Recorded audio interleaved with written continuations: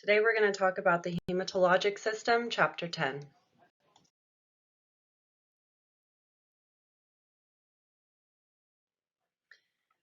Our chapter objectives are to review the basic components of blood and the physiology of the hematologic system, describe signs and symptoms of common hematologic conditions, and recognize the interaction between physical therapy interventions and hematologic conditions. Just as an overview, the study of hematology focuses on blood and its components. The components include plasma and formed elements, which include red blood cells, white blood cells, and platelets. Formed elements' functions are to transport nutrients and defend against pathogens, and also to maintain tissue balance.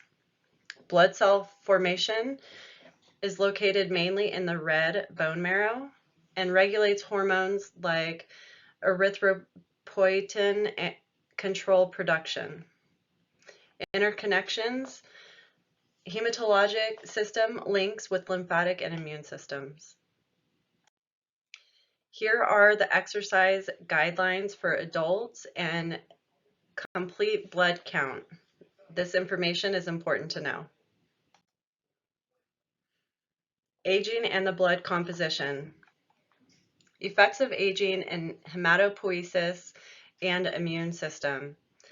In the marrow changes with age. There's decreased hematopoietic tissue in marrow space.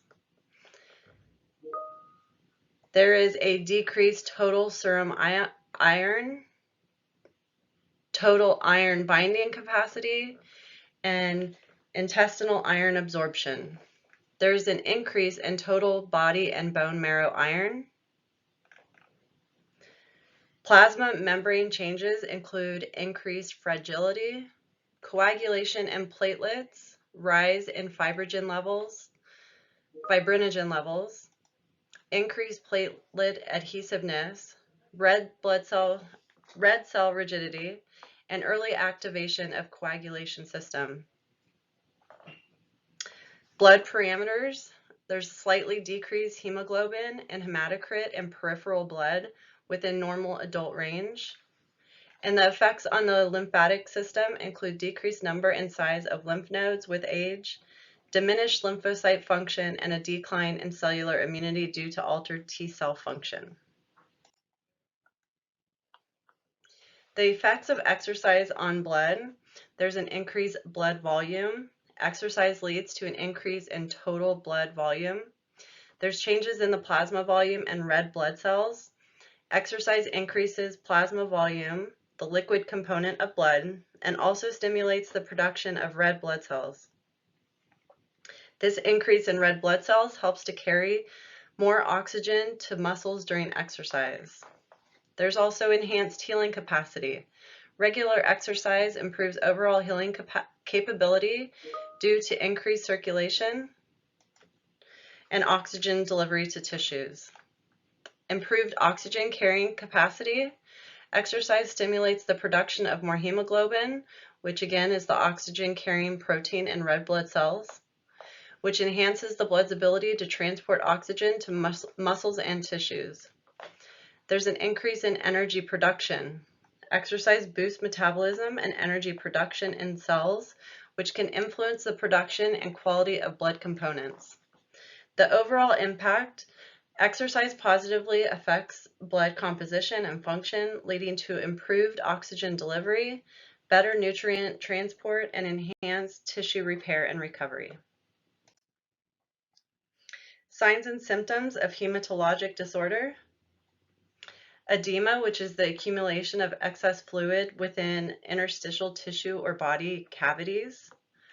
Congestion, which is the accumulation of excessive blood within blood vessels or an organ or tissue. Infarction, localized region of necrosis caused by decreased arterial blood flow. Thrombosis, solid mass of clotted blood within an intact blood vessel. Embolus is solid, liquid, or gas that moves within the blood vessel to lodge at a site distant from its origin. Shock,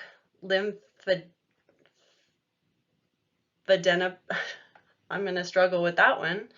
So that is a localized fluid retention and tissue edema caused by compromised lymphatic system and lymphatic obstruction. Shock lymphadenopathy. There we go. All right, bleeding and bruising. With minor trauma, bruising, brushing teeth, prolonged bleeding can be caused by platelet disorders. Purpura, which means non-blanchable discoloration, movement of blood into surrounding tissues. Whew, that was a struggle. All right, here we're going to talk about anemia. Anemia is a decrease in the blood's oxygen carrying capacity due to abnormal quantities or qualities of red blood cells, also known as erythrocytes. Diagnostic thresholds include men less than 14 grams per 100 milliliters of blood, women less than 12 grams per 100 milliliters of blood. Anemia is not a disease itself, but a symptom of various underlying disorders. Causes of anemia include dietary deficiencies. Examples are folate or vitamin B12, acute or chronic blood loss, example iron deficiency, congenital hemoglobin defects, example there would be sickle cell disease, exposure to toxins, bone marrow diseases, chronic inflammatory or infectious diseases, and neoplastic disorders. The common types of anemia are iron deficiency anemia, which is associated with chronic gastrointestinal blood loss secondary to NSAID use. Anemia of chronic disease inflammatory conditions is seen in conditions like rheumatoid arthritis or systemic lupus. Nutritional deficiency anemias result from malabsorption syndromes leading to deficiencies in vitamin B12, folate, or iron. Can also be caused by alcohol abuse leading to folate deficiency. Anemia associated with infectious diseases is linked to diseases such as tuberculosis or AIDS. Anemia related to neoplastic diseases include bone marrow failure due to chemotherapy, radiation therapy to the pelvis or bone marrow, infiltration by cancer cells.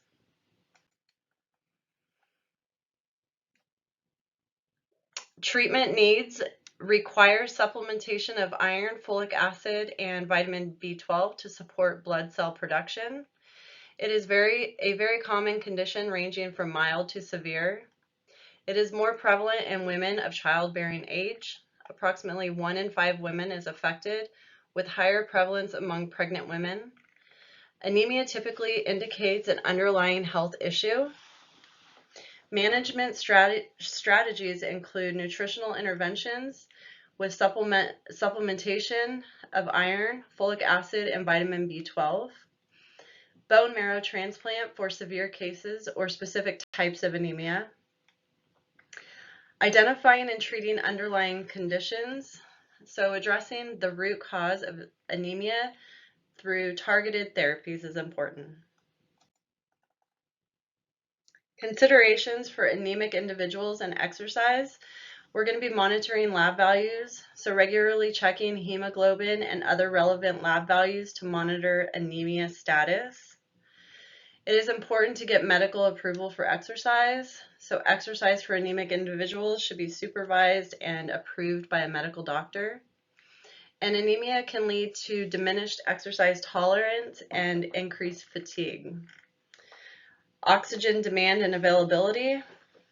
Exercise increases the demand for oxygen, which may be compromised in anemic individuals due to reduced oxygen carrying capacity of blood. Practice activity pacing to avoid overexertion and manage fatigue. Exercise interventions should be cautious for patients prone to easy bruising and bleeding under the skin. Observe vital signs and watch for signs or symptoms of distress during exercise sessions to ensure safety and appropriate exertion levels. Leukocytosis is an increase in the number of leukocytes, white blood cells in the blood. It can be a normal response to various stressors such as exercise, emotional changes, temperature changes, anesthesia, surgery, pregnancy, and certain drugs, toxins, and hormones. Response to hemorrhage. This develops between 1 to 2 hours after acute hemorrhage onset, more pronounced in cases of internal bleeding. Associated conditions. It's commonly observed in infectious diseases with white blood cell count more than 10,000 white blood cells. Underlying causes: acute hemorrhage, infections, viral, bacterial, or fungal. Malignancies such as leukemia, lymphoma, lung cancer, or multiple myeloma.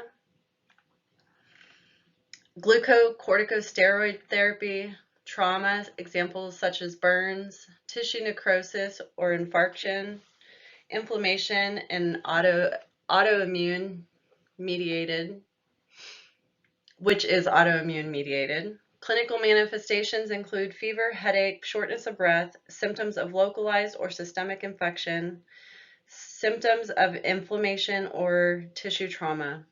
Implications for the PTA. It is essential to be aware of recent leukocyte counts, especially in immunocompromised individuals. Immunocompromised patients are highly susceptible to opportunistic infections and severe complications, necessitating cautious management and monitoring during therapy. Leukopenia is a reduction in the number of leukocytes in the blood below 500 milliliters. There is non-beneficial nature, so unlike leukocytosis, leukopenia is never considered beneficial. Causes or etiologies of leukopenia include HIV or other viral infections such as hepatitis, alcohol and nutritional deficiencies, drug-induced conditions such as chemotherapy or other medications, connective tissue disorders such as systemic lupus, and clinical manifestations. So there can be an asymptomatic period, but may be detected only through routine blood tests. Symptomatic cases, signs and symptoms are consistent with increased susceptibility to infection, such as a sore throat, cough, high fever, chills, sweating, ulceration of mucous membranes, example in the mouth, rectum, or vagina, frequent or painful urination, and persistent infections. Awareness of leukopenia is crucial for recognizing increased infection risk and managing patients accordingly, particularly when signs of infection are present.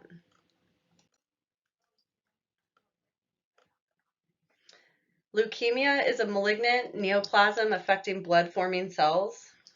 Replaces normal bone marrow with a malignant clone of the lymphocytic or myelogenous cells. It's classified into acute leukemia, which is rapidly progressing disease that can be fatal within months without treatment, or chronic leukemia, which is characterized by prolonged course compared to acute leukemia.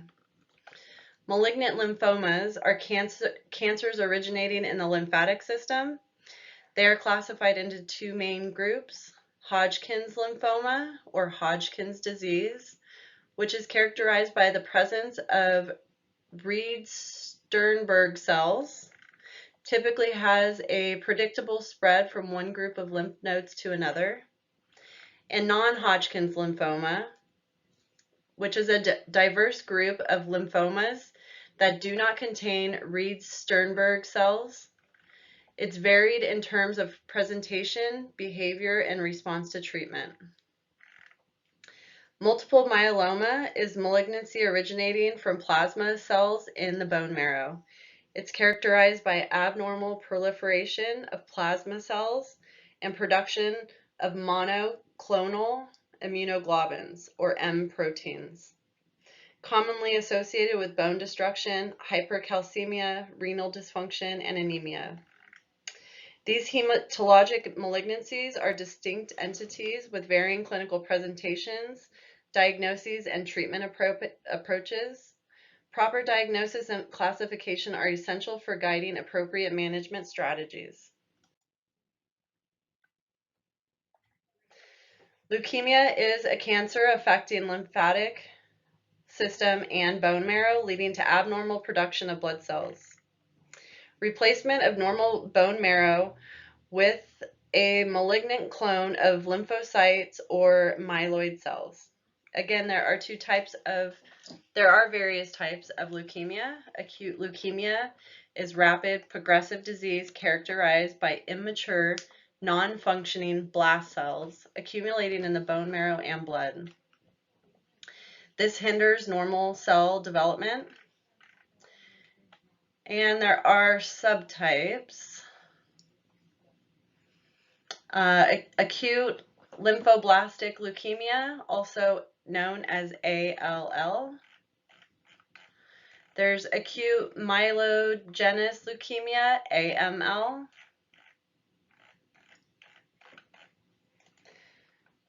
Chronic leukemia it progresses slowly and allows for the production of more mature functional cells. The subtypes include chronic lymphocytic leukemia, CLL, or chronic myeloid leukemia, CML. Certain types of leukemia are more prevalent in children, example ALL, while others are more common in adults, such as AML, CLL, and CML. Leukemia encompasses a diverse range of diseases, each with specific characteristics, treatment approaches, and prognoses. Acute leukemia. So leukemia is characterized by the accumulation of immature, functionless cells in the blood and bone marrow.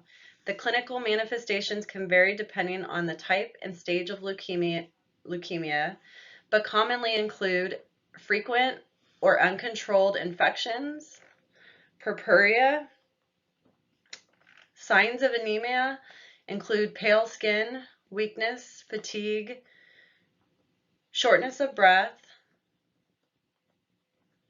palpitations due to decreased red blood cell production, and severe and steady bone pain. Weight loss and fatigue, possible fever, splenomegaly, which is an enlarged spleen, enlarged lymph nodes, neurological symptoms such as headache, visual disturbances, drowsiness, and vomiting. Chronic leukemia is classified into the two main groups, chronic myeloid leukemia and chronic lymphocytic leukemia, with multiple subtypes within each group. Here are the key points about chronic leukemia. The nature of chronic leukemia, it is characterized by gradual accumulation of mature lymphoid or myeloid blood elements. It progresses more slowly compared to acute leukemia. Production of mature functional cells, there is a slow progression which allows for the production of greater numbers of mature functional cells compared to acute leukemia. Bone marrow overcrowding. Rapid proliferation of leukemic cells leads to overcrowding of the bone marrow with abnormal cells. Peripheral circulation involvement. Abnormal cells eventually spill over into the peripheral circulation, blood. The impact on blood cell production. The overcrowding of the bone marrow hampers the normal production of blood cells, leading to various complications. Complications of chronic leukemia include a reduced production of normal blood cells, anemia, thrombocytopenia, and neutropenia. Splenomegaly, which also is that enlarged spleen, lymphadenopathy and enlarged lymph nodes, and general symptoms such as fatigue, weakness, weight loss, and night sweats. There's also an increased susceptibility to infections. Treatment strategies for chronic leukemia may include targeted therapy, chemotherapy, immunotherapy, and sometimes stem cell transplantation. Special implications for the PTA in regards to patients with leukemia. It's important individuals with leukemia are at risk for spontaneous hemorrhage due to low platelet counts, thrombocytopenia, and increased susceptibility to infections due to compromised immune function. Precautions should be taken to minimize the risk of bleeding and infection, including careful monitoring and appropriate management of blood counts and immune status. Arthralgias or joint pain or arthritis can occur in leukemia, particularly in adults with chronic or acute leukemia and children with acute lymphoblastic leukemia, ALL. Approximately 12% of adults with chronic leukemia, 13% of adults with with acute leukemia, and up to 60% of children with ALL may experience joint involvement. Management may involve pain relief strategies and physical therapy interventions tailored to address joint symptoms and maintain mobility. Other special considerations for children with leukemia. With improving survival rates for children with acute lymphoblastic leukemia and associated treatment side effects, clinicians must consider specific measures related to cognition, function, activity, and participation when planning intervention programs. Rehabilitation programs should address cognitive and functional deficits resulting from leukemia and its treatment aiming to optimize overall function and quality of life for pediatric patients. Some intervention strategies: implement measures to prevent bleeding and infection, provide pain relief and mobility support for joint symptoms, a tailored rehabilitation program to address cognitive, functional, and psychosocial needs in children with leukemia, and collaboration with other healthcare team members to ensure a comprehensive individualized care for leukemia patients, considering both medical and rehabilitative aspects of management. Lymphoma refers to cancers originating in the lymphatic system and is broadly categorized into Hodgkin's lymphoma, HL, and non-Hodgkin's lymphoma, NHL. Hodgkin's lymphoma is characterized by clonal expansion of malignant B cells. Exact cause of transformation from normal B cells to malignant cells is unknown. Clinically, painless enlarged lymph nodes are often detected during examinations. Evaluation criteria include the size, consistency, mobility, and tenderness of lymph nodes. Lymph nodes greater than 2 centimeters in diameter with specific characteristics may raise suspicion for Hodgkin's lymphoma and require further evaluation. Non-Hodgkin's lymphoma developed from malignant transformation of a single lymphocyte, leading to tumor formation and crowding out of healthy cells. The exact cause is unknown, but studies suggest potential links to factors like methotrexate use, rheumatoid arthritis, and lymphoma development. RA, rheumatoid arthritis patients on methotrexate experiencing back pain with general or GI symptoms or palpable enlarged lymph nodes should be referred for a medical evaluation. Lymphomas primarily involve lymph nodes, but can spread to other sites such as the spleen, liver, bone marrow, and lungs. B cells are a type of white blood cell crucial for immune function, producing antibodies to fight infection. Enlarged lymph nodes, generally painless, detected during a physical examination, is part of the diagnostic criteria. Specific evaluation criteria used to assess lymph node characteristics. Potential association between lymphoma development and underlying conditions or medical use, requiring careful monitoring and evaluation in a clinical practice. Recognizing red flags in patients, in-patient history, examples RA with specific symptoms, and referring for further evaluation when appropriate, to facilitate timely diagnosis and management of lymphoma. Multiple myeloma is a primary malignant neoplasm originating from plasma cells in the bone marrow.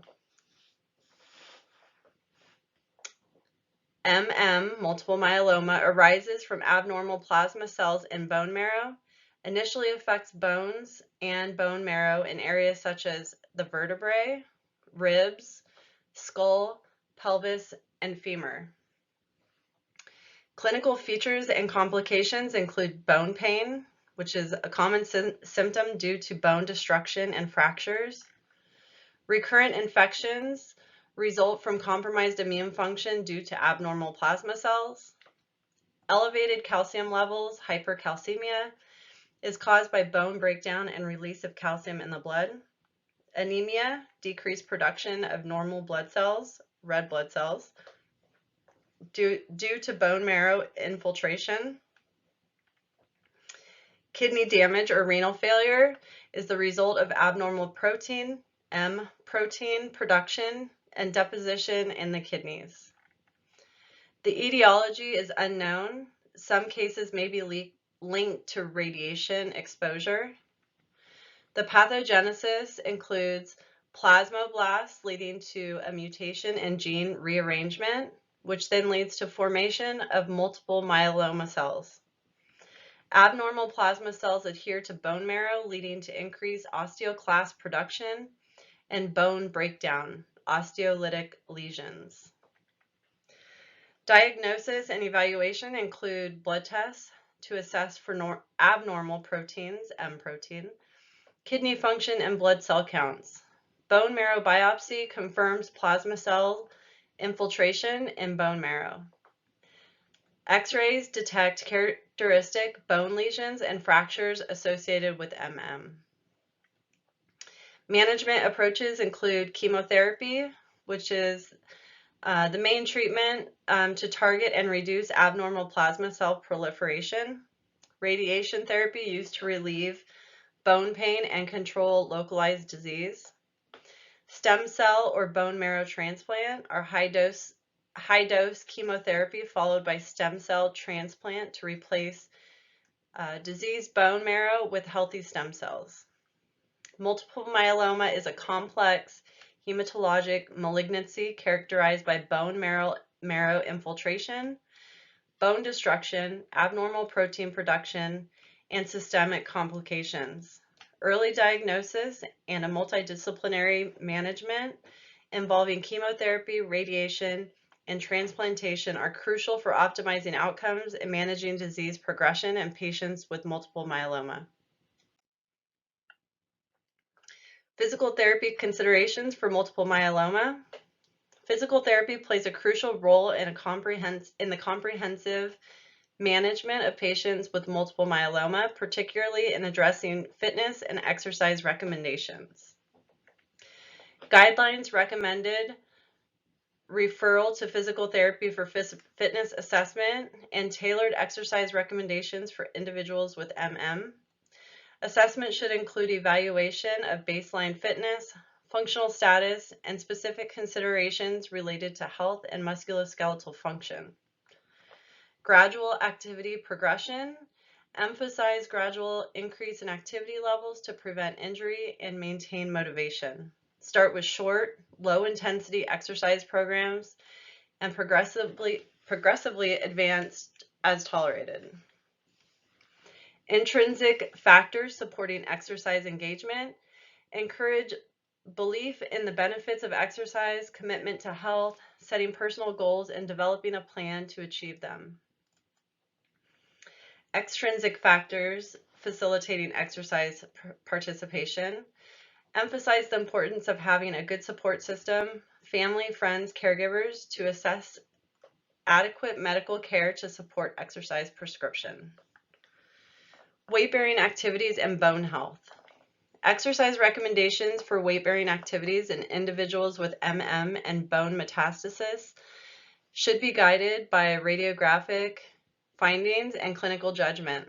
General guidelines for weight-bearing status based on radiographic findings If there's 50% bone involvement or more, they should be non-weight bearing with crutches or walker. Touchdown weight bearing may be permitted. 25 to 50% of bone involvement, partial weight bearing, and 0 to 25% bone involvement, they may maintain full weight bearing.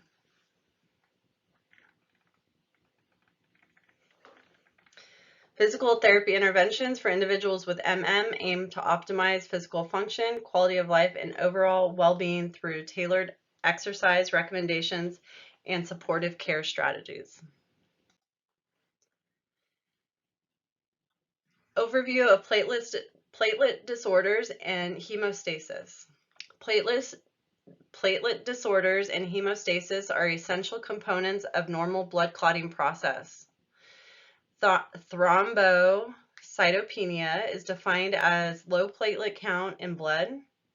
It can impair hemostasis and increase the risk of bleeding following vascular injury. Thrombocytosis is characterized by an abnormally high platelet count, may lead to complications such as bleeding or thrombus, the formation of blood clots. Coagulation proteins numbered 1 through 13 are essential for blood clot formation, also known as hemostasis. These factors work together to form fibrin strands and stabilize the platelet plug and promote clot formation. The hemostasis includes primary hemostasis, which is the formation of platelet plug at the site of vascular injury. Platelets adhere to exposed collagen and undergo activation and aggregation to form a temporary plug. Secondary hemostasis is initiated by tissue factor exposure due to vascular damage. It involves the activation of coagulation cascade to produce fibrin strands that reinforce the platelet plug. Clinical implications for platelet disorders: thrombocytopenia, impaired hemostasis leading to increased bleeding risk. Causes include decreased production, increased destruction, and sequestration of platelets. Thrombocytosis, elevated platelet count, may predispose abnormal clot formation or a thrombus or bleeding complications. Von Willebrand's disease is a lowercase v, capital WD, results from deficiency or dysfunction of von Willebrand factor, which plays a crucial role in platelet adhesion, stabilizing factor 8. Symptoms include easy bruising, mucosal bleeding, such as nosebleeds, and prolonged bleeding after injury or surgery. Understanding platelet disorders and hemostasis is essential for diagnosing and managing conditions that affect blood clotting and coagulation. Proper evaluation and treatment of these disorders are crucial to prevent bleeding complications and maintain homeostatic balance. Hemophilia is a bleeding disorder caused by a deficiency of specific clotting factors, inherited as a sex-linked autosomal recessive trait.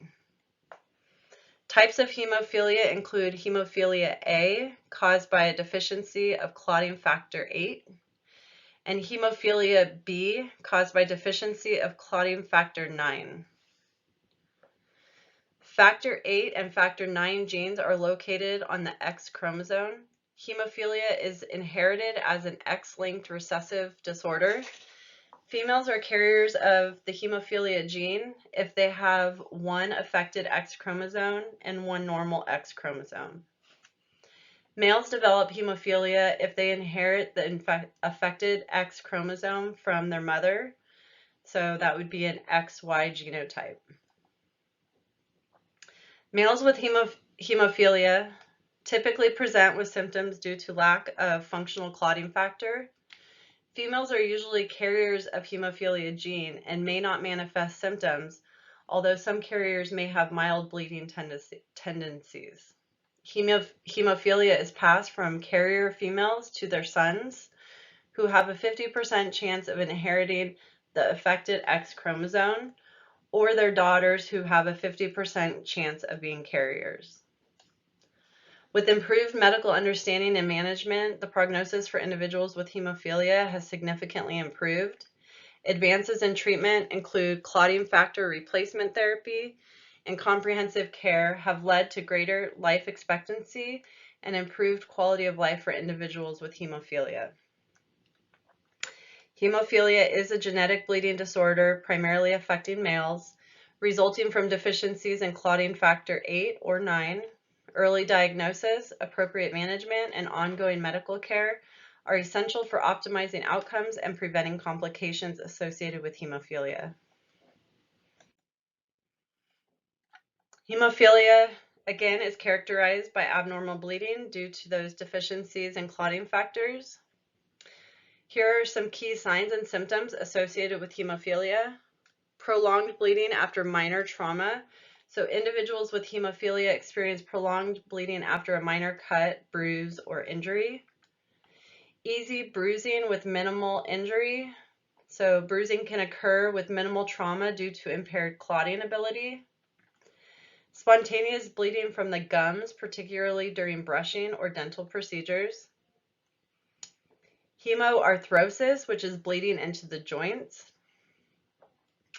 is a hallmark feature of hemophilia. Most commonly affected are synovial joints, leading to joint pain, swelling, and decreased range of motion.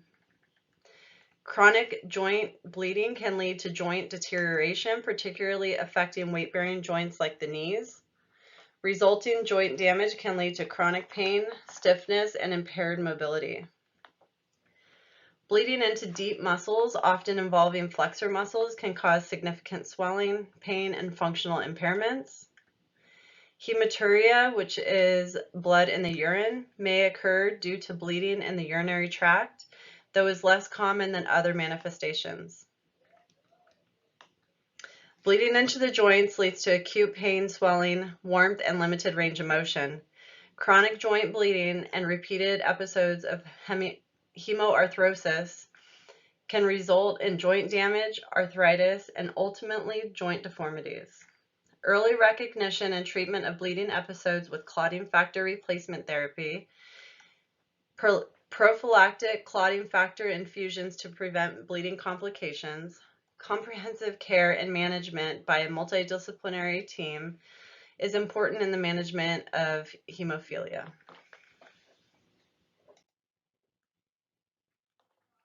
Exercise recommendations for individuals with bleeding disorders. Engaging in physical activity is an important for promoting wellness and joint protection in individuals with bleeding disorders such as hemophilia. However, certain precautions should be followed to minimize the risk of bleeding complications. Focus on low-impact exercises to build strength without stressing the joints excessively. Use lighter weights and higher repetitions to minimize joint strain. Avoid powerlifting, bodybuilding, and heavy weightlifting exercises that can increase the risk of joint bleeding. Opt for low-impact activities, cardiovascular training, such as swimming, walking, or hiking to improve cardiovascular fitness. Avoid high-impact activities that may predispose a joint to bleeding, such as running or jumping.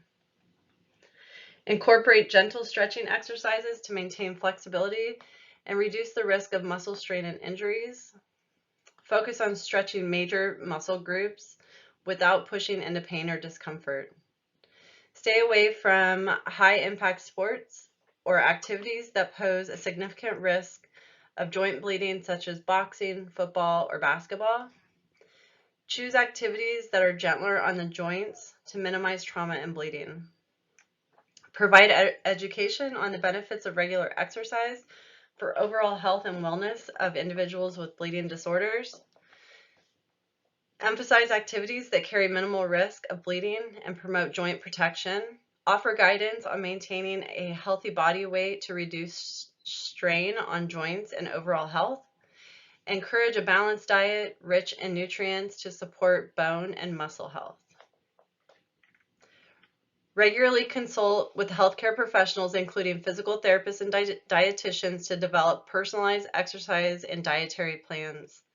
Ensure that exercise programs are tailored to the individual needs and abilities. taking into consideration specific bleeding risk and joint health. By focusing on safe and appropriate exercise modalities, individuals with bleeding disorders can enjoy the benefits of physical activity while minimizing the risk of bleeding complications and promoting overall health and wellness.